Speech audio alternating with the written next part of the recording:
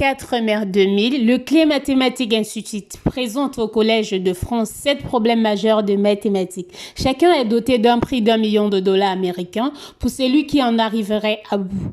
Chacun des défis consiste à soit démontrer, soit infirmer une hypothèse ou une conjecture qui n'a été ni confirmée ni rejetée, faute d'une démonstration mathématique suffisamment rigoureuse, soit définir et expliciter l'ensemble des solutions de certaines équations.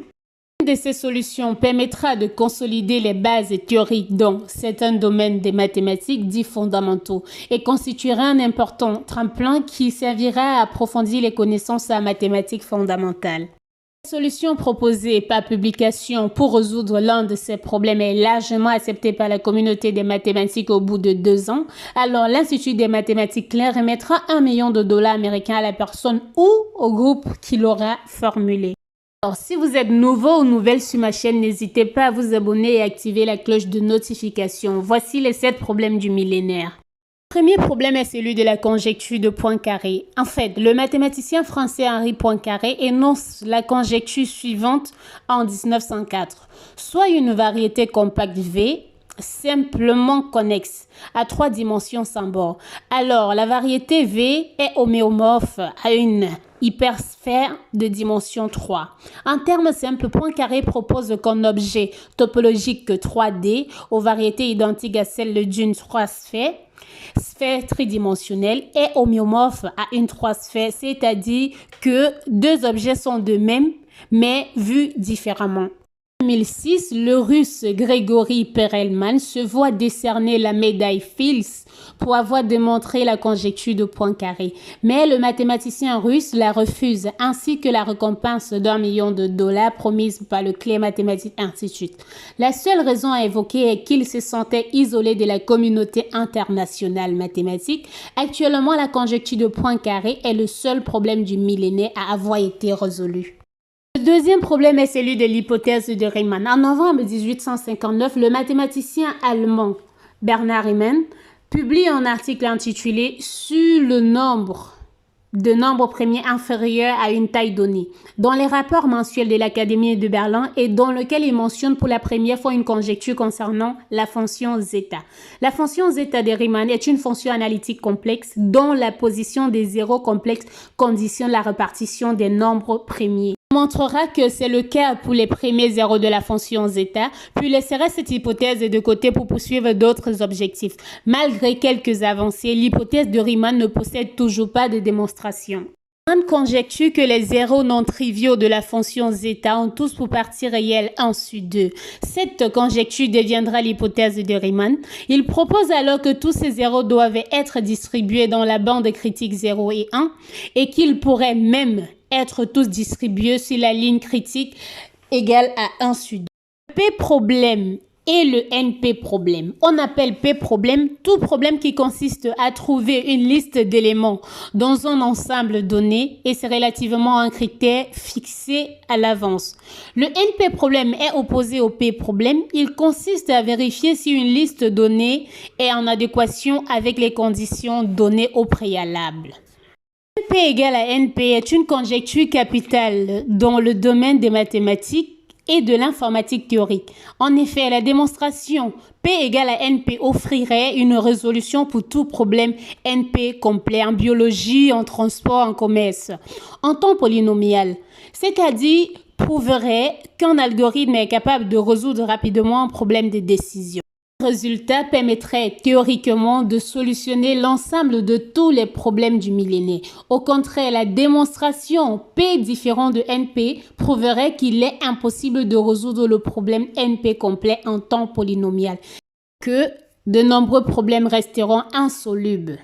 Le quatrième problème est celui de la conjecture de Beach. En 1960, les mathématiciens britanniques Brian Beach et Peter Swinnerton utilisent un ordinateur particulier de l'université de Cambridge, l'Electronic Digital Storage Automatic Calculator, afin de calculer le nombre de points modulo P, NP, pour plusieurs nombres premiers P présents sur des courbes elliptiques de rang connus. Les résultats obtenus les ont permis d'émettre une conjecture sur la dynamique de la fonction L de prolongement analytique complexe de la série de Dirichlet d'une courbe elliptique en S égale à 1.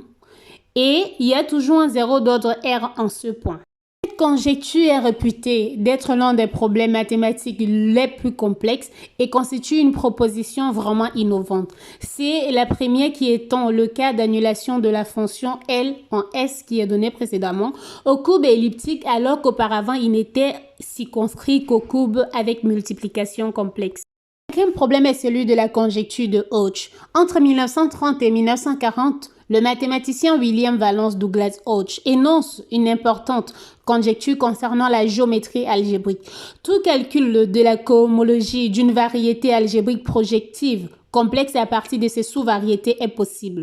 La conjecture étend les travaux du mathématicien Georges de Rham sur la théorie cohomologique. La démonstration du lien topologique entre une variété algébrique et sa géométrie donnée par les équations définissant ses sous-variétés constituerait un approfondissement important de l'étude des variétés différentielles.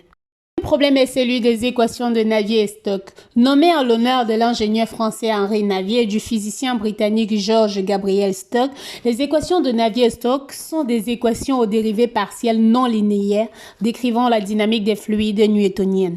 Bien qu'il existe des solutions approchées permettant de modéliser des phénomènes comme les courants océaniques et les mouvements atmosphériques, la résolution exacte de ces équations est particulièrement complexe et il n'existe actuellement aucune solution générale, aucune démonstration mathématique rigoureuse de celle-ci.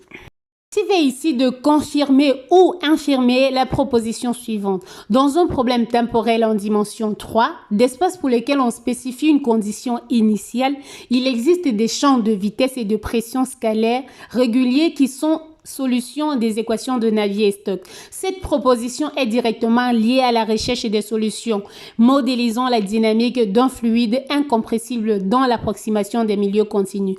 La résolution mathématique de ces équations offrirait d'importantes avancées dans la modélisation des turbulences et des écoulements.